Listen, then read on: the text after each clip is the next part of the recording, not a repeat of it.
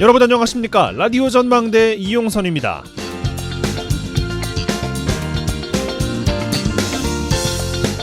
민생은 하늘 높을 줄 모르는 물가 속에 추석을 준비하느라고 분주한데 정치권은 각자 도생하느라 분주한 것 같습니다. 국민의힘은 내년 총선 준비에 먼저 나섰어요. 친여 성향의 개그맨은 물론이고 문재인 정부 때 인사들까지 모조리 영입하고 있습니다. 시대전환의 조정훈 대표도 국민의힘과 조만간 합당을 한다고 하죠. 친야 성향이었던 조 대표가 윤 정부 들어서 결국 내년 총선은 국민의힘 소속으로 치르게 될 전망입니다.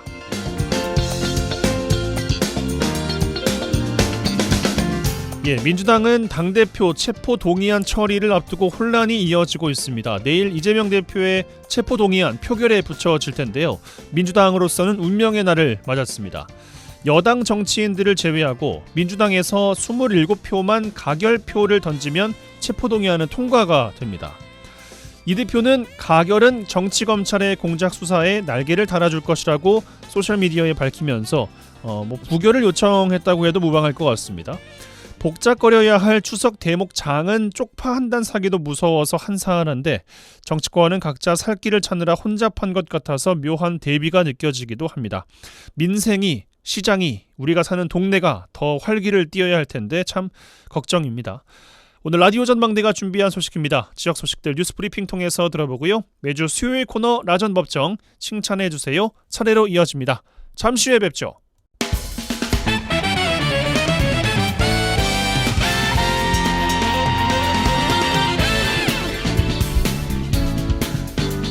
네, 9월 20일 수요일입니다. 라디오 전망대 시작합니다. 먼저 우리 지역 뉴스 정리해보죠. 뉴스브리핑 GBS 뉴스의 차범준 편집장과 함께합니다. 전화 연결돼 있어요. 안녕하십니까? 네, 안녕하세요. 네, 자 순천에서 시작합니다. 순천시 의회에서 순천시가 전국 최초로 조성했다가 운영을 중단한 문화예술진흥기금의 기금 부활을 촉구하는 주장이 나왔어요. 네, 순천시 의회에서 순천시 문화예술 발전과 진흥을 목표로 지난 1999년 전국 지자체 중 최초로 조성했다가 2004년에 조례가 폐지되면서 중단된 순천예술진흥기금을 다시 복원해야 한다는 주장이 제기됐습니다.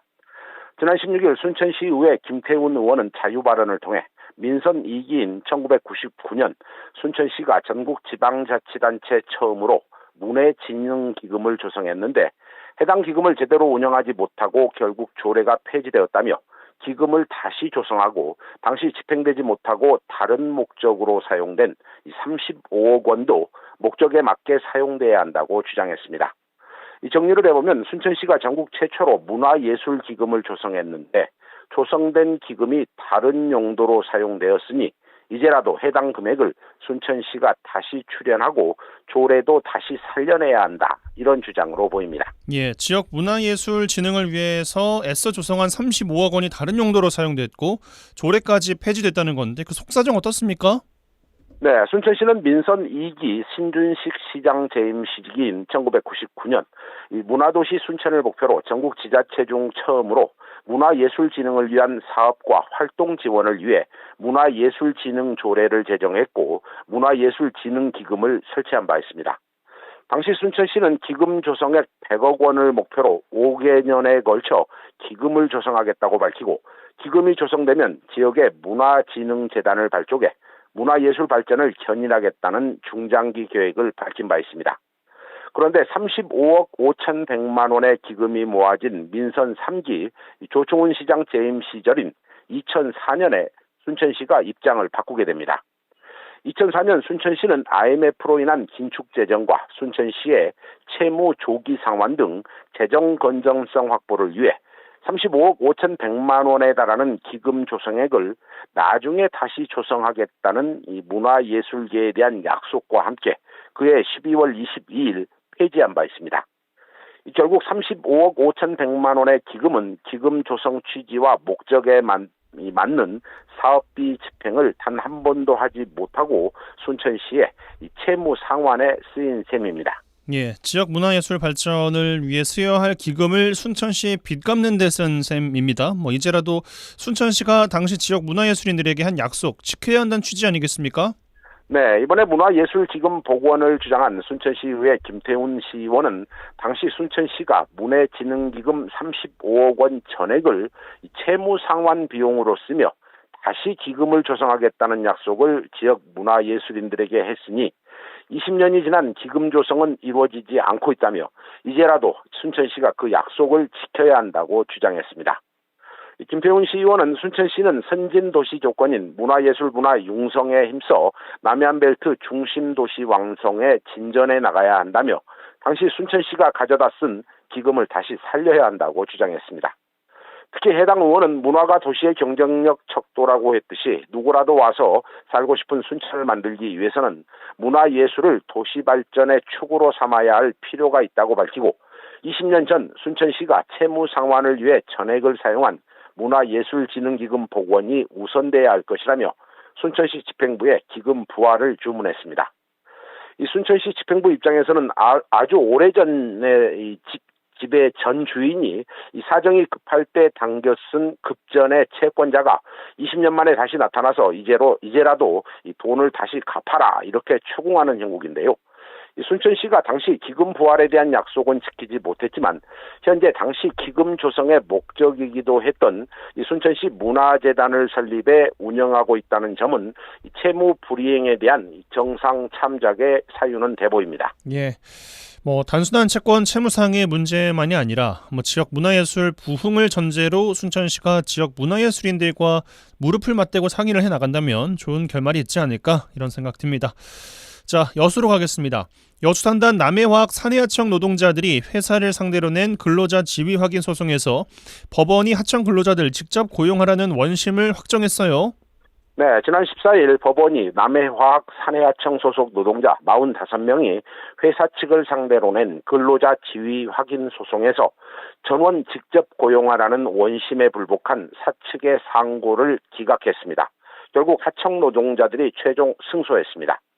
이 법원이 회사가 제기한 상고를 기각하자 이번 소송을 진행해온 남해화학 비정규직 지회는 어제 오전 11시 여수시청 현관 앞에서 입장을 냈습니다. 근로자들은 근로자 지위 확인 소송의 최종 승소 판결에 대해 그동안 응원을 해준 시민들에게 감사의 뜻을 전했습니다.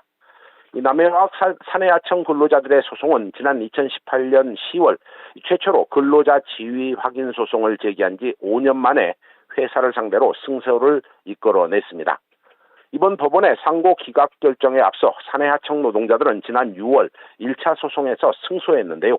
법원의 하청 근로자들의 지위 확인 판결에 대해 사측은 원심에 불복하고 상고를 진행했습니다.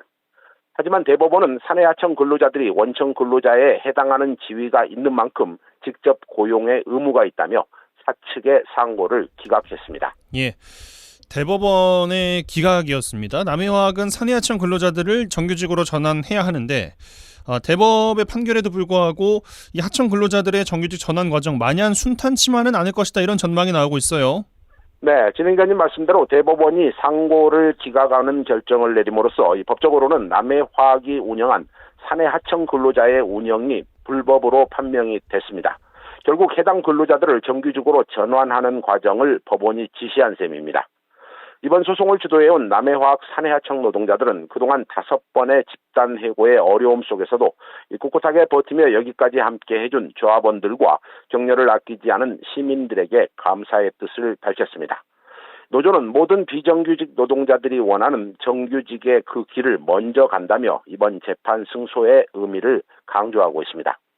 노조는 다른 여수산단 하청 비정규직 노동자들도 남해화학 하청 노동자들이 걸어온 이 길을 반드시 따라와서 비정규직을 없애는 세상을 함께 만들어가면 좋겠고 또 지역의 하청 비정규직 노동자들의 정규직 전환 소송에 동참할 것을 호소했습니다.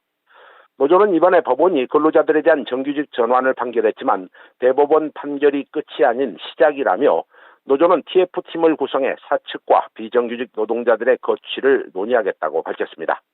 하지만 노조는 조율 과정에서 어려움이 있을 것이라며 노조원들이 정규직으로 출근하는 그날까지 함께 이겨내길 바란다고 주문했습니다. 예, 판결은 나왔지만 중요한 건 말씀하신 대로 회사가 이 근로자들의 지위를 확인한 법원 판결의 취지를 어떻게 반영할 것인가가 중요할 것 같습니다.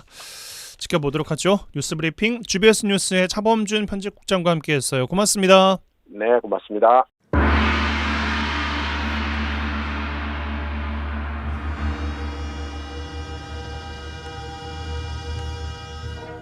라전 법정.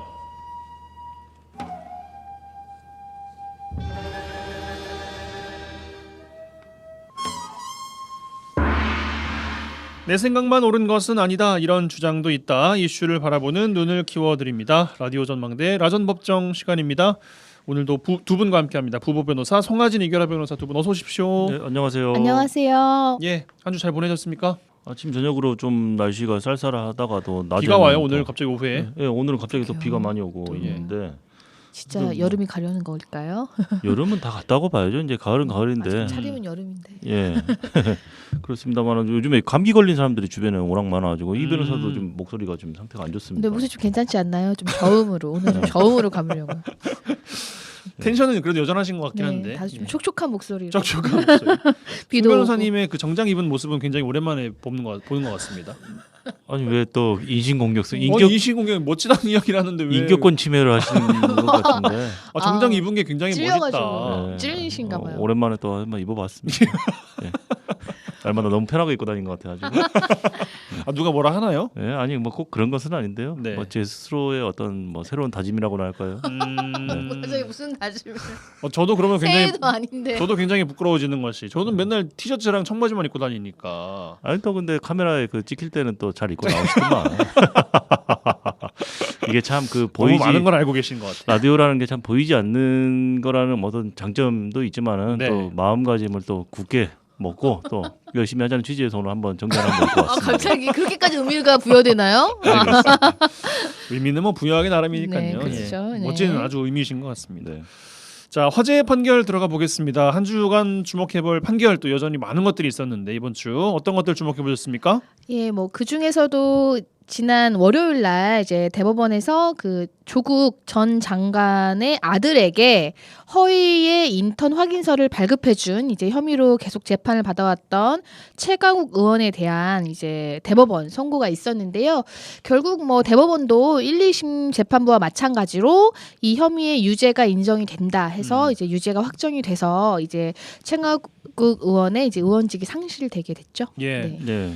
대법 판단이었어요. 그렇습니다. 그래서 굉장히 좀 많은 분들의 왜냐하면 또 활발하게 의정 활동을 하고 한동훈 장관과 최근 또 강력하게 또 붙고 있는 또 네. 상대이기 때문에 많은 네. 분들의 또 이목이 집중을 했었는데 또 뭐 주실 말씀 있으십니까? 뭐 일단 이 사건 뭐 유명한 사건이라서 많은 분들이 알고도 계실 텐데 뭐 개요를 잠깐 뭐 짧게 말씀드리자면 2017년 10월 17일 날 그러니까 당시에는 최강욱 의원이 그 국회의원이 아니라 변호사였어요. 그래서 변호사였을 때 조국 그 전 장관의 아들에게 허위의 인턴 증명서를 발급해서 이 대학원의 학사 업무를 방해했다. 그러니까 아들이 그 허위 인턴 증명서를 그 대학원 입시 때 제출을 한 거죠. 그래서 결국에는 이 허위 인턴 증명서를 발급한 것이 업무방해죄 아니냐라는 걸로 이제 문제가 됐었고 결국에 기소가 돼서 1심, 2심, 3심 재판을 받았는데요. 허위 인턴 증명서 발급과 관련해서 뭐 다양한 어떤 쟁점들이 있었습니다. 뭐 최강욱 의원 측에서는 그 하드디스크라든지 이런 관련된 제출된 증거들이 증거 능력이 없다 이렇게 다퉜던 것 같고 또 이런 이야기도 했어요. 그 무익적 기재 사항에 해당한다. 그러니까 허위 인턴 증명서가 허위든 사실이든 간에 이게 딱히 뭐 이익될 게 없지 않느냐라는 주장을 했는데 항소심 재판부에서 이게 허위 인턴 증명서라는 거는 그러니까 어쨌든 인턴을 활동을 했다라는 거잖아요. 그 법률사무소에서. 예. 그래서 거기서 이제 활동을 했으면은 뭐 그런 부분에 관심이 있었다라는 거 그리고 그와 관련된 뭐 외부 활동을 성실하게 수행했다는 거를 다 증명할 수 있는 자료잖아요. 결국에 이런 것들이 그 정성적인 평가를 받을 수 있는 어떤 중요한 자료에 해당한다라고 해서 실제로 이런 것들이 허위로 작성될 경우에는 입학 심사위원들의 공정한 입학 사정 업무를 방해할 위험성이 발생한다. 그래서 이제 최강욱 의원의 주장을 다 받아들이지 않았어요. 그리고 결국에는 이게 상고를 해서 그 대법원까지 올라갔는데 최종적으로 그 판결이 확정이 돼서 이 집행유예를 받았는데 결국에는 의원직도 상실이 되고 이제 공직 선거에 나설 수 없는 상황까지 된 거죠. 예, 뭐 민주당에서는 뭐 즉각 유감 입장이 나왔습니다만 말씀하신 것처럼 내년 총선에 못 나가요. 네. 이번에는 뭐 비례대표로 이제 당선이 된 신분이긴 합니다만, 근데 보니까 개혁도 당분간 못 한다고 하더라고요. 그렇습니다. 변호사법에도 그 집행유예 기간이 끝나고 집행유예 2년이니까 일단 2년간은 절대 못 하고 예. 집행유예 기간이 끝나고 2년간 추가로 또 변호사 활동을 못 하니까 4년간 변호사로 활동할 수 없게 되는 그런 상황까지 맞이하게 된 거죠. 네. 그러게 말입니다. 예, 아무튼 뭐 이번 주에 또 가장 핫했던 판결 뉴스가 아닌가 싶습니다. 화제의 판결 이렇게 마무리를 해보고요. 주제로 넘어가 보겠습니다. 앞서 전해드린 이 최강욱 의원 판결과도 결이 비슷하다고 할 수 있을 것 같아요. 정치권이나 연예계에서 종종 논란이 되는 게 학력이나 경력 위조하는 문제입니다. 지난 지방선거에서 전남 담양의 선거운동원이 경쟁 상대가 학력을 위조한 것처럼 허위 사실을 게시판에 올렸다가 벌금 800만 원을 판결받은 일이 최근에 있었고요. 뭐 실생활에서 과외 선생님 학력이 문제되는 경우도 종종 있습니다. 오늘 학력 위조에 대한 이야기 풀어가 볼 텐데 준비된 꽁트 듣고 오겠습니다. 어머, 선생님 오셨어요. 역시 아이브리그 출신이시라더니 얼굴도 훤하시네요. 아, 저기 그 재학 증명서는 가지고 오셨죠? 저는 뭐 학벌보다는 실력으로 증명하는 사람이라서 이게 무슨 큰 의미가 있는지 모르겠습니다만 일단 가져와 봤습니다. 여기 있습니다. 나전이 이 녀석이 중학교 때까지만 해도 상위권이었는데 고등학교 와서 친구를 잘못 사귀더니 성적이 땅을 뚫고 들어가게 생겼어요. 잘 좀 부탁드립니다. 뭐 그런 경우들이 종종 많습니다만 뭐 제가 어쨌든 아이비리그에 입학한 실력으로 잘 가르쳐 보겠습니다. 몇 달 후 라전이의 성적은 여전히 하위권. 과외 선생님의 실력을 의심하게 되는데 아니, 금방 성적 올려줄 것처럼 하더니 아직도 성적이 왜 이 모양이냐고. 이상하네. 아이비리그 그거 다 뻥 아니야? 예상 문제? 이걸 뽑아줬단 말이지? 어디 한번 검색을 한번 해볼까? 에? 이거 챗GPT에 나온 거 그대로 베낀 거 아니야? 와, 진짜 상도덕이 없네 이 사람. 당장 전화해야겠어. 띵 띠리링. 여보세요? 선생님, 예상 문제라고 뽑아주신 이 문제 있잖아요. 이거 다 챗GPT에서 뽑은 문제던데 어디 한번 말 좀 해보세요. 요즘 같은 세상에 그런 문제집 사서 불립니까? 어머니는 글로벌 추세를 전혀 모르시네요. 그리고 자꾸 저 학력 의심하실 거면 저 라전이 이제 못 가르칩니다. 선생과 제자 사이에는 신뢰가 없으면 못 가르쳐요. 그리고 말이 나와서 말인데 그 지난번에 저한테 보여준 그 재학 증명서 그거 제가 그 학교에 문의 좀 해봤더니 그런 학생이 없다던데요. 어머니 저를 전적으로 믿으셔야 합니다. 제가 그까짓 학력이 뭐라고 속이겠어요. 학교에서 아마 착오가 있었던 것 같습니다. 아니, 이 사람이 누굴 바보로 하나? 학교가 착오가 있었다느니 뭐 그런 말 같지 않은 소리로 사람을 속여? 이 사국견이 누구한테 신뢰가 어쩌고 저쩌고야. 너 콩밥 먹을 준비 단단히 하고 있어. 여기까지. 네. 그렇습니다. 뭔가 영화 기생충의 한 장면도 그렇습니다. 생각나는 것 같기도 하고 네. 말이죠. 뭐 아이비리그 스카이캐슬도 발음도 생각나고. 조금 의심스러워. 거기서부터 의심스러웠어요. 아이비리그가 잘 네, 발음이 이게, 안 되는 네. 아이비리그 출신 학생. 입에 익숙하지 않은 느낌이었어요. 고향이 전라도 출신일 수 있잖아요. 그렇죠. 전라도에서 무조건 아이비리그 갈 수 있죠. 갈 수 있죠. 그럼요. 전라도의 네. 그 사투리를 쓰는 분은 영어 발음이 잘 안 되는 겁니까? 영어도 전라도식으로 한다고 볼 수 있죠. 뭐 그렇다고 봐야겠죠. 네. 알겠습니다. 학력 위조에 대한 이야기 저희 잠시 광고 듣고 와서 풀어드리겠습니다. MBC 라디오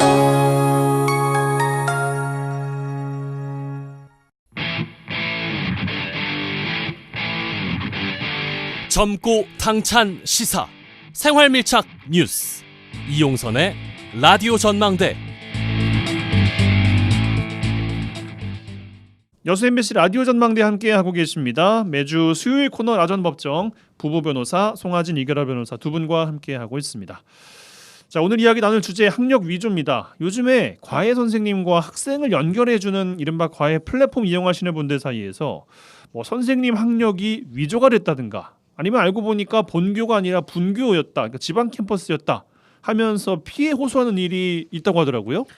근데 이제 아무래도 이제 지방 캠퍼스냐 이제 본교 캠퍼스냐 이거를 이제 따지는 이유는 이제 과외 선생님을 구하는 사람 입장에서는 이제 그분의 뭐 이제 수능 성적이나 아니면은 뭐 입학한 학교나 뭐 이런 걸 아무래도 보고 이제 그 어떤 선택을 하게 되는데 영향을 끼치기 때문에 그러니까 노하우가 다르다 뭐 이런 이야기인 뭐 거겠죠. 그럴 수도 있고요. 예. 그래서 이제 이거에 대한 정보가 허위로 만약에 제시가 돼서 그걸 그대로 믿고 한 경우에는 이제 당연히 이거는 뭐 이제 그냥 단순히 뭐 사과 차원의 문제가 아니지 않냐 이제 이런 얘기가 나오고 실제로 이제 이런 플랫폼에 이런 사례가 알고 봤더니 이제 뭐 특정 학교를 좀 언급하겠습니다. 이제 연세대인 줄 알았는데 이제 그 원주에 있는 캠퍼스 학생이었다 해가지고 이제 한 학부모가 이제 한 선생님에 대해서 이제 문제를 제기했고 근데 이제 이 선생님이 한 명만 가르친 게 아니라는 거죠. 예. 이제 수십 명의 학생들이 있었다 해서 이제 또 추가 피해가 예상된다 뭐 이런 식의 좀 보도가 있었던 것 같아요. 네, 요 며칠 사이에 이런 뉴스가 많이 나와서 좀 화제가 된 것 같은데 사실 최근에만 있었던 일은 아니고 꾸준하게 이런 관련된 문제들이 있었고 아까 말씀하신 것처럼 영화의 소재로 나올 정도로 예. 좀 비일비재하게 일어나고 있는 일들인 것 같습니다. 네. 참 뭐 학교만 좋다고 이 교수법 아니면은 뭐 잘 가르치는 거 이게 뭐 정비례하는 것은 아닌데 아무튼 뭐 직접 고용을 한 사람 입장에서는 뭐 속았다 뭐 이렇게 또 생각이 드실 수도 있을 것 같아요.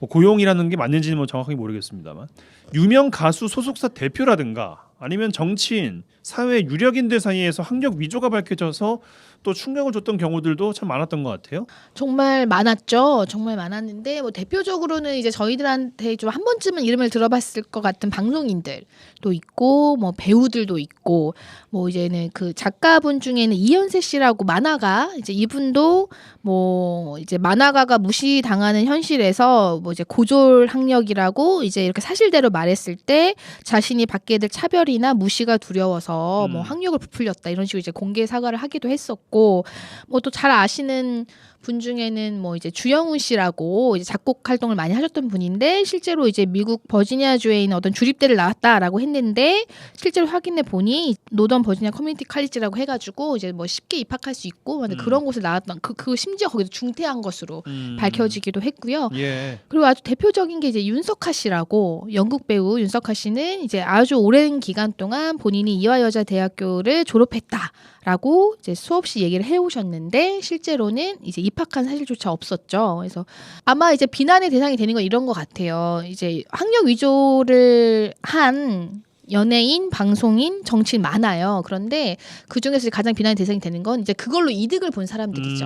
어떤 그런 이미지, 그 학교가 가지고 있는 뭐 어떤 국민들이 그 학교에 대해 학교 출신에 대해서 가지고 있는 어떤 이미지를 이용해서 아니면 또 자기 스스로 어떤 지적인 이미지나 이런 거를 좀 이제 이용해서 경제적인 이득을 얻었다. 이제 그런 부분에서 많은 이제 비판을 받았었죠. 예, 그렇습니다.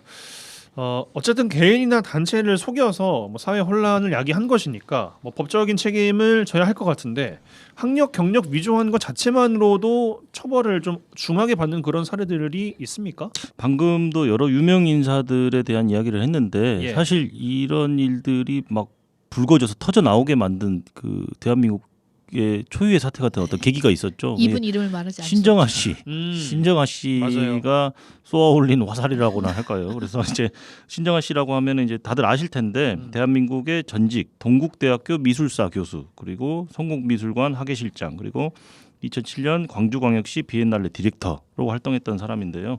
사실 이분이 학력 검증의 시발점이 된 사람이라고 볼 수 있을 것 같습니다. 그래서 뭐 본인이 예일대학교 출신 미술사 박사학위를 가지고 있다. 라고 이제 사칭을 했고 이렇게 위조된 거짓 학력을 기반으로 한국의 전체적인 미술계와 문화계의 요직을 모두 차지를 하면서 유명 인사가 됐었습니다. 그런데 이제 사실상 이 모든 밝혀진 과정들에서 보면은 이런 학력을 위조하거나 이런 것들을 사용한 과정이 사실 상식적으로는 납득하기 어려울 정도로 허언 수준이었고 이제 이것이 사회적으로 큰 파장이 있었습니다. 그래서 그 이후에 각계각층의 뭐 언론, 정치, 뭐 문화, 예술계에 만연한 어떤 학력 위조가 문제들이 터져 나오는 그런 계기가 됐던 것 같고 결국에는 신정아 씨는 이제 뭐 물론 학력 위조 혐의만 가지고 재판을 받은 건 아니었습니다. 뭐 미술관에 공금을 횡령했다 뭐 이런 혐의하고 같이 재판을 받았는데 결국에는 1년 6월에 징역을 선고받았죠. 그래서 이 사건 역시 뭐 대법원까지 갔는데 징역 1년 6개월이 확정돼서 그렇게 처벌을 받은 대표적인 사례라고 할 수 있을 것 같습니다. 당시 신정아 씨 사건으로 인해 가지고 이게 이제 학력 위조가 엄청 말이 많아지니까 좀 소위 양심 고백처럼 이제 스스로 저도 사실은 뭐 학력을 좀 부풀린 게 있었다라고 자진해서 이제 그런 걸 밝힌 이제 유명 인사들도 좀 있었고요.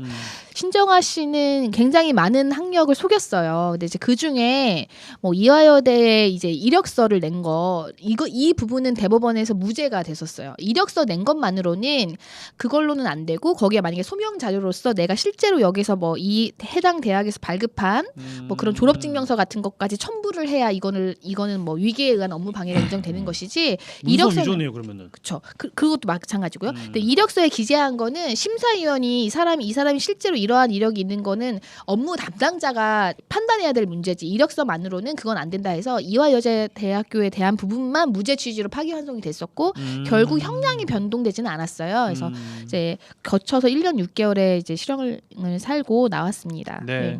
뭐 대학 교수나 아니면 정부 지자체 요직까지 갈 것은 아니어도 그냥 일반 회사에 지원을 하는데 이거 나중에 허위로 작성했다고는 당연히 입사 취소는 물론이고 뭐 몇 년간만 지원도 못하게 하는 등 이런 강력한 또 불이익들이 있습니다.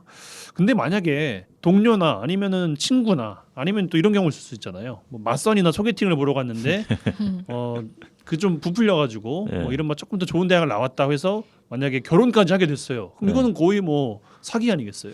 형법상 사기라고 보기는 조금 좀 다른 측면이 있는데 우선은 아까 말씀하신 것처럼 어떤 채용 과정에 사용한 것이 아니라 단순히 뭐 친구들에게 뭐 좀 과장되게 말할 목적으로 아니면은 상대방 이성에게 좀 잘 보일 목적으로 이렇게 부풀려서 말할 수 있잖아요. 뭐 예를 들어서 입학하지 않은 학교를 입학했다고 말한다든지 대부분 이제 뭐 어디 졸업했다 이렇게 말을 하잖아요. 그게 사실은 대학이나 대학원의 졸업이나 수료를 사칭하거나 실제로 입학하지도 않은 학교를 나왔다라고 이게 사칭하는 경우에는 뭐 이제 굳이 불로 따지자면은 경범죄처벌법상의 범죄에 해당을 합니다. 경범죄라고요? 예, 그렇습니다. 경범죄처벌법에 그런 관련된 규정이 있어요. 이게 3조에 보면은 학위를 거짓으로 꾸며대거나 자격이 없으면서 어떤 법령에 정하여진 어떤 표장이나 이런 것을 비슷한 것을 사용하는 사람은 어떤 10만 원 이하의 벌금, 구류, 과료의 형으로 처벌된다 이런 규정이 있는데, 그러니까 단순히 예를 들어서 친구한테 한 거는 뭐 괜찮지 않냐라고 물어보신다면 어쨌든 경범죄처벌법상 범죄에는 해당할 수 있다 이렇게 말씀드려야 될 것 같습니다. 뭐 그냥 말만 그렇게 한 거, 명칭을 그렇게 거짓으로 사용한 거는 경범죄처벌 수준이지만 그걸 더 나아가서 실제로 그래 그럼 너 그 졸업증명서 보여줘봐 이제 이렇게 말이 나아갔을 경우에 내가 그걸 위조해서 보여준다거나 이러면은 이제 그거는 중한 범죄가 되는 거고. 그러면 이야기가 완전히 달라지는 거죠. 그리고 결혼 정보 회사에 내 학력을 하면서 이제 거기서 증빙 자료를 요구할 수 있잖아요. 그러면 그럴 때 자기가 위조된 자기가 여기 실제로 졸업하지 않았는데도 불구하고 졸업증명서를 만들어가지고 이런 건 이제는 사문서 위조 사문서 행사 뭐 이렇게까지 다 나아가는 거죠. 네. 그러면 결혼 취소까지 할 수 있어요? 사기 결혼일 수 있어요. 왜냐하면 이 결혼을 이제 결정할 때 어떤 사람에게는 그 사람의 학력이라든지 뭐 이런 게 중요할 수도 있잖아요. 그리고 이제 그게 그리고 의사결정을 하는데 중요한 요소일 수 있는데 그거를 적극적으로 속였다라고 한다면 이제 그 사실 안날로부터 6개월 내에 혼인 취소 뭐 그러니까 사기 결혼에 의한 이제 이런 걸 주장해 볼 수 있습니다. 예, 알겠습니다. 이런 경우가 또 있을 수 있을 것 같아요. 그 이니셜 가지고 대학 이야기하는 경우들도 있잖아요. 뭐 S대라고 하면은 뭐 우리나라에서 제일 좋은 학교는 아무래도 뭐 서울대학교일 텐데 뭐 S대 뭐 시옷 쓰는 학교가 뭐 한두 군데입니까? 그쵸, 많죠. 굉장히 많고. 그렇습니다. 저도 S대 출신이니까. 저도 S대 출신. 저도 그렇습니다만. S대 나온 사람들이 굉장히 많네요. 네. 그러니까요. 너도 나도. 상대방이 S대 나왔다고 하면은 본인 입으로 뭐 서울대구나라고 말하기가 조금 쑥스러워가지고 순화해서 뭐 S대구나라고 판단할 수가 있는 거잖아요. 그렇죠. 근데 전혀 속일 의도가 없었다고 한다면 이런 경우에는 범죄 행위가 될 수 있습니까? 우선 방금 말씀하신 것 중에 가장 중요한 포인트가 속일 의도가 없었다라고, 진짜 순수한 마음으로 S대에 나왔으니까 나 S대에 나왔다라고 말할 수도 있는 거 아니겠습니까? 그러면 사실은 뭐 아까 말씀드린 뭐 경범죄처벌법이라든지 뭐 다른 어떤 범죄들, 사기나 어떤 뭐 학력 위조와 관련된 범죄들 있지 않습니까? 다른 범죄들이 모두 고의범이에요. 고의범. 그러니까 내가 속이려고 한다는 인식이 있어야만 성립하는 범죄이기 때문에 과실범이 아니거든요. 그래서 실제로 그걸 속이려는 의도가 없었다라고 단정한다면 당연히 그와 관련된 범죄는 성립하지 않겠죠. 성립하진 않겠지만 이제 그 사람은 계속 나를 S대로 믿고 자기 마음대로 믿고 뭔가 어쨌든 그 이후에 이제 어떤 행위에 나아가는데 내가 이 사람이 나를 정말 착각하고 있구나를 네. 알았음에도 불구하고 그러니까 이게 단순히 그냥 일상생활에서 그런 정도 수준을 넘어서서 아까 말씀드린 대로 어느 정도 이거를 이제 특정을 해줘야 되는 어떤 상황에서 내가 그냥 함구하고 있었다. 이 사람이 이렇게 나를 믿고 내 능력을 그렇게 생각하고 있었다면 어느 정도 미필적 고의가 인정될 수도 있죠. 다른 범죄에 나아갔을 때. 방관하고 있다면 네. 그것도 문제가 될 수 있다는 거예요. 그러니까 처음에는 말을 안 했다고 해서 그 이후에 어떤 이제 충분히 다른 범죄 행위를 볼 수 있는 행위가 있었는데도 처음에는 부터 의도는 없었기 때문에 이렇게 면피할 수는 없다는 거죠. 아하. 예. 네. 그럴 수가 있겠습니다. 뭐 잘못된 건 어쨌든 간에 바로 잡는 노력은 당연히 필요할 테니까요. 꽁트를 좀 들어가 보겠습니다. 꽁트 보면은 재학 증명서를 이분이 제시를 했어요. 아이비리그에 다니고 있다는 네. 거 한 것 같은데 이게 위조된 것 같습니다. 네. 뭐 어머니가 학교에다 전화해봤더니 그런 학생 없습니다라고 또 이야기를 받았다는 거 아니겠어요? 그렇습니다. 이건 좀 중하게 처벌을 그러면은 말씀을 주신 걸 종합해 보면 해당이 될 수 있겠습니다. 그렇죠. 말로만 속인 수준을 넘어서서 어떤 재학증명서나 졸업증명서 이런 것들을 위조까지 했다면 훨씬 더 중하게 처벌을 받아야겠죠. 그래서 이런 학력 위조와 관련해서 이제 꽁트 사례 그리고 이런 학력 위조 사례들을 봤을 때 해당될 수 있는 어떤 범죄들을 구체적으로 설명드리자면 우선은 그 재학증명서나 졸업증명서를 위조한 부분이 있지 않습니까? 그것이 만약에 국립대학교일 경우에는 공문서니까 공문서 위조죄가 될 것이고 사립대학교인 경우에는 사문서 위조죄가 되겠죠. 그리고 그것을 어떤 과외를 하겠다 아니면 어디 취업을 하겠다라고 하면서 제출을 했다라고 하면은 위조 공문서 또는 위조 산문서 행사죄까지도 이제 성립을 하겠죠. 그리고 여기다 더 나아가서 이 학력 위조를 통해서 학부모를 속였잖아요. 네. 내가 아이비리그 대학교를 나왔다라고 하면서 그래서 면접을 통과한 후 월급을 실제로 받았지 않습니까? 그래서 과외비를 받았을 거 아니에요. 경제적 이득도 취했네요. 그렇죠. 그랬다라면 사기죄가 성립을 하겠죠. 그러니까 사기죄는 결국에는 기망행위가 있어야 되고 재산상 처분행위가 있어야 되는데 내가 아이비리그 대학교를 나왔다라고 한 것 그리고 그때 위조된 증명서를 제출한 것 자체가 기망행위에 해당할 것이고 그리고 과외비를 준 행위가 재산상 처분행위에 해당하겠죠. 그러면 결국에는 사기죄가 성립하기에는 충분한 요건들을 갖춘다고 봐야겠죠. 네. 말씀 주신 것들 종합해서 관련해서 처벌이나 손해배상 범위도 있을 것 같습니다. 어떻게 되어 있습니까? 우선은 공문서 위조죄 같은 경우에는 10년 이하의 징역, 위조 공문서 행사 역시도 마찬가지고요. 사문서 같은 경우에는 위조할 경우에 5년 이하의 징역, 1천만 원 이하의 벌금, 위조 사문서 행사의 경우도 같습니다. 네. 그리고 형법 347조 사기 관련돼서는 10년 이하의 징역 또는 2천만 원 이하의 벌금이고요. 그리고 아까 사기까지만 말씀을 드렸는데 추가적으로 설명하자면 어떤 내가 위조된 증명서를 가지고 취업 과정에 사용을 했다. 그러니까 사기업 취업 과정에 사용을 했다라면 사기업의 그 취업이라는 어떤 업무 있지 않습니까? 업무를 방해한 거니까 업무방해죄가 성립할 것이고 아니면 내가 어떤 공공기관이나 뭐 공직 단체 하는데 뭐 사용을 했다라고 하면은 위계에 의한 공무집행 방해죄까지도 성립을 할 수 있겠죠. 그래서 이 학력 위조가 별거 아닌 것 같지만 한번 시작을 하면은 그로 인해서 파생되는 범죄들이 굉장히 많아요. 그래서 굉장히 강력한 처벌을 받을 수 있는 큰 범죄에 해당합니다. 그러게요. 뭐 처벌 수위만 들어가면 굉장히 중범죄에도 해당이 되는 것 같아요. 중범죄죠. 예.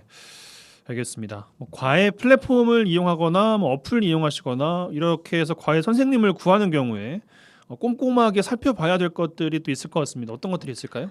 일단은 이제 가해 플랫폼을 이용하는 경우에는 이제 그 플랫폼을 운영하는 주체가 어느 정도 그 가해 선생님의 프로필에 대해서 좀 책임을 진다라고 하잖아요. 근데 이제 그 업체 측 아까 말씀 했던 그 사건에서도 업체 측에서는 신원을 열심히 확인을 하지만 꼼꼼히 확인을 하지만 이런 경우가 가끔씩 발생을 한다. 학력 위조 문제가. 그러니까 이거를 이제 플랫폼 측에도 이제 책임을 물을 수 있는 부분이 있다고 한다면 이제 그 부분에 따라서 한번 배상이나 이런 걸 한번 받으셔야 될 것 같고 이제 그런 부분들을 확인해야 될 것 같고요. 플랫폼을 이용해서 가해를 구하는 경우에 그리고 만약에 내가 개인적으로 가해를 구하는 경우에는 이제 그 가해 선생님이 동의를 한다면 뭐 이제 재학 증명서라든지 아니면은 이제 내가 이제 그 관련 기관에 좀 확인을 할 수 있게 뭐 동의를 구한다든지 이런 거를 뭐 아예 조항에 넣을 수도 있고요.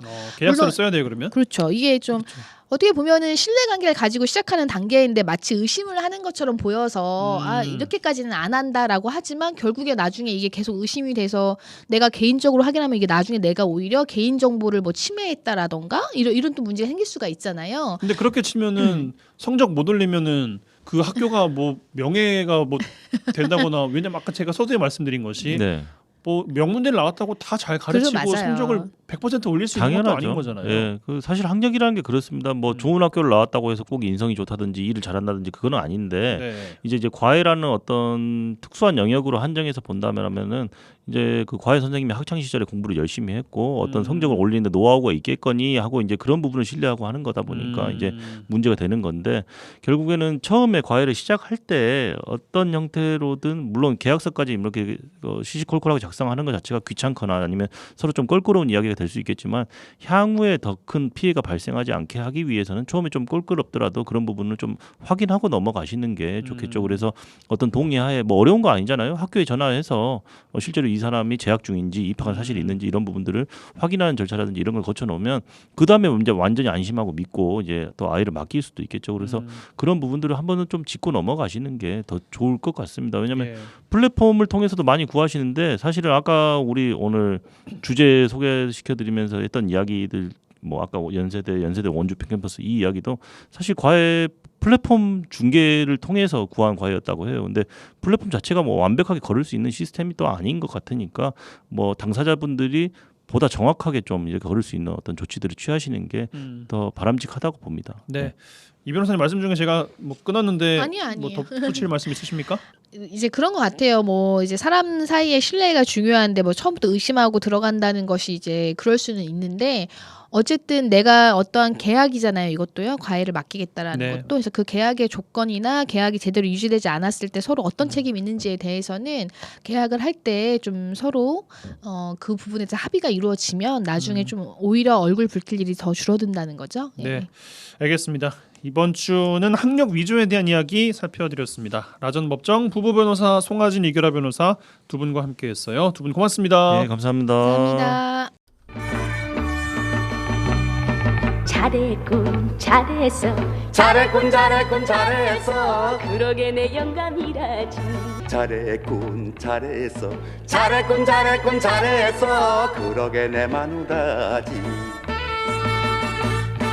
네, 지역의 온기를 불어넣습니다. 라디오 전망대 칭찬 릴레이 캠페인 칭찬해 주세요 시간입니다. 이미지 리포터 나와 계세요. 어서 오십시오. 네, 안녕하십니까?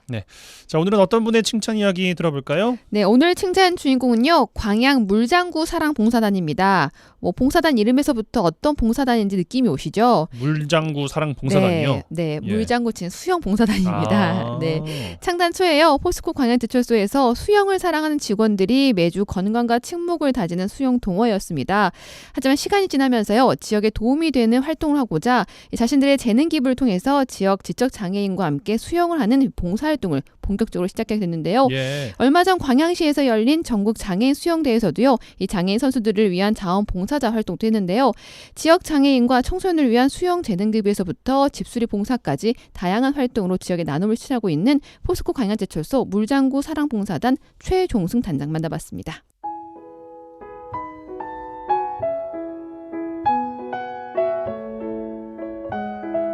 포스코 광양제철소 에너지 정비 섹션에 근무하고 있고요. 물장구 사랑 봉사단의 최종승입니다.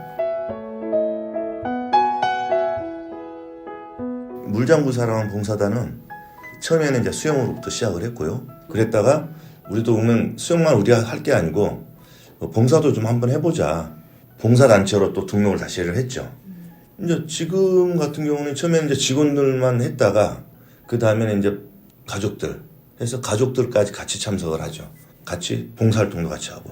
우리가 5년도에 시작했거든요. 장애인들이 이제 주말 같은 경우는 진짜 저희 쉬잖아요. 그러면 이제 일반 사람들이 있기 때문에 그분들한테 피해 줄 수 없거든요. 가능하면 장애인들 데리고 수영 가는 날은 토요일 날 오전에 좀 빠른 시간에 가요. 가서 딱 1시간 하고 그러고 바로 빠져나오는 첫 주, 셋째 주 그렇게 행사를 되게 즐거워해요. 나이가 많지 않고 좀 어린 장애인들도 있거든요. 막상 물에 들어가면 완전 진짜 즐거워해요. 그래서 우리도 처음에 시작할 때는 얘들 힘들지 않을까? 그런 생각을 했거든요. 장애인들하고 할 때는 무조건 한 명씩 다 붙어요. 회원들이 그날은 무조건 다 나오셔야 됩니다 해서 최소한 1명 아니면 2명까지 같이 붙어서 안전하고 수영하고 그러다 보니까 상당히 즐거워해요. 이제 광양에서 장애인 수영대 열렸는데 여기서도 활동하셨다고 하셨어요. 예, 장애인들 그 수영하는데 보조 저희들 뭐 선수 입장한다는 점 같이 들어가지고 그다음에 시합 끝나고 나면 같이 그분들 이렇게 인솔해서 같이 이렇게 탈의실까지 안내해주고 그런 것이 저희들이 주 그 보조 활동이었죠. 50은 그리 가야 되는 거고 그다음에 100은 다시 돌아오니까 그 자리에 있어도 되거든요.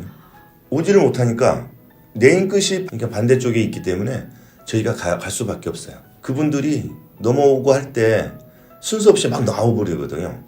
그러면 이제 그분 모자를 쓰고 있기 때문에 잘 몰라요. 그 파트너를 잘 모르는 경우가 있거든요. 그럴 때는 그 잘 보고 있다가 그분들도 잘 초이스도 해야 되고 그런 것들이 있죠.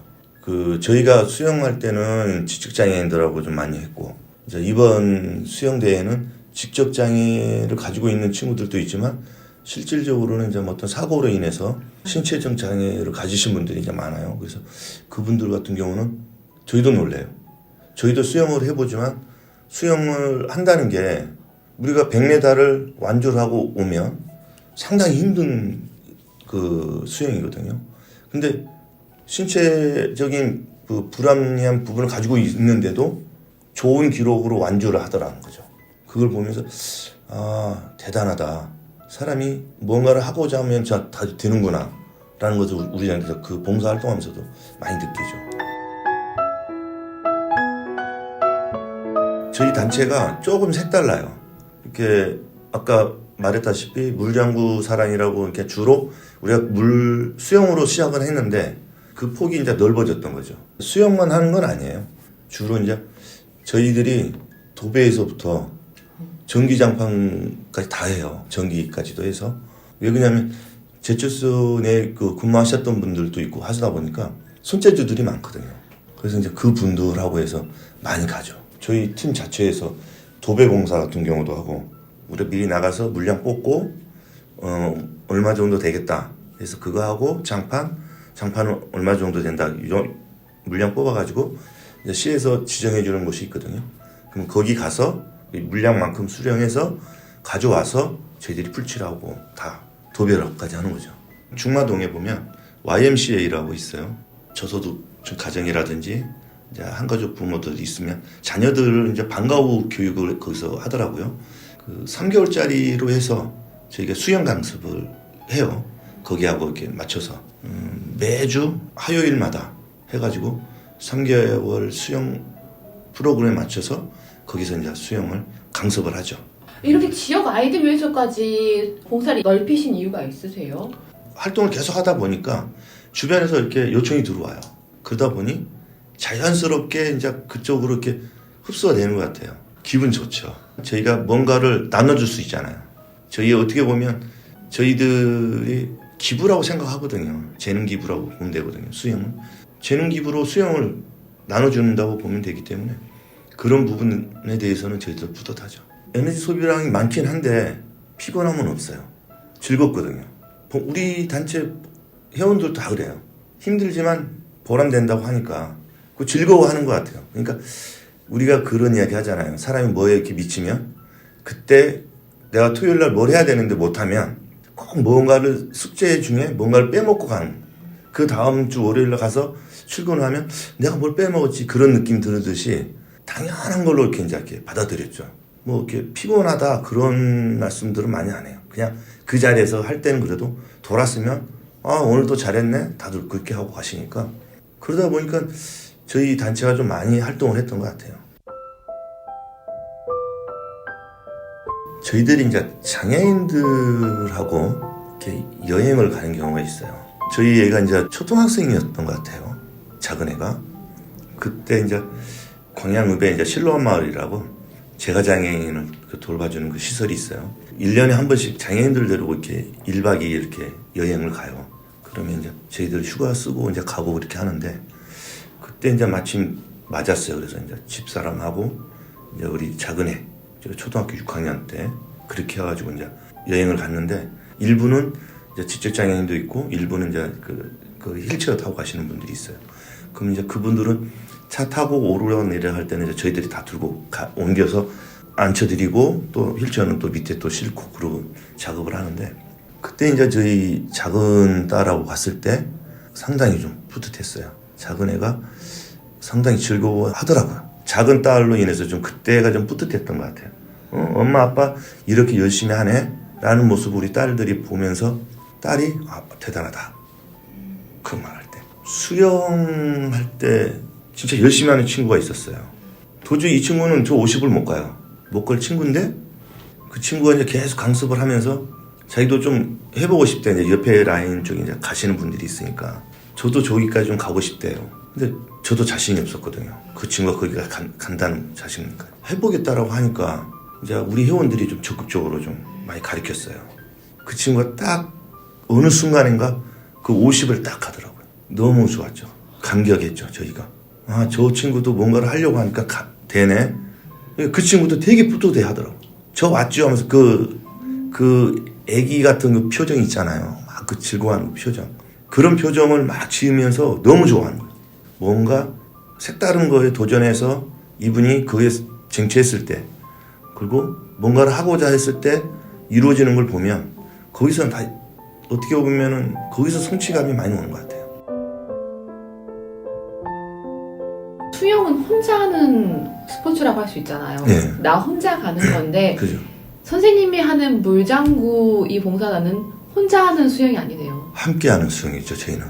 지금도 어디 가면 자신 있게 이야기해요. 저희 회원들한테도 그렇고. 저희가 이제 상당히 오래됐고 지금도 이제 계속 수영하면서 이렇게 하지만 회원들한테 그러죠. 당신들이 대단한 사람들이라고. 선생님께 생각하는 봉사란 어떤 거라고 생각하세요? 혹시 봉사의 의미라고 하면? 저는 봉사를 그렇게 생각하는 것 같아요. 뭐 그전에도 그랬지만 그 나눠주고 배려하는 거라고 생각하거든요. 나눠준다는 것은 내가 가지고 있는 것을 다른 사람들한테, 필요한 사람한테 내 걸 주는 거고, 그리고 그분들한테 배려를 통해서 그분들이 뭔가를 쟁취할 수 있도록 도와주고 성취할 수 있도록 계속 그 동기를 주는 거라고 생각하거든요. 그래서 저는 나눔하고 배려라고 생각을 해요.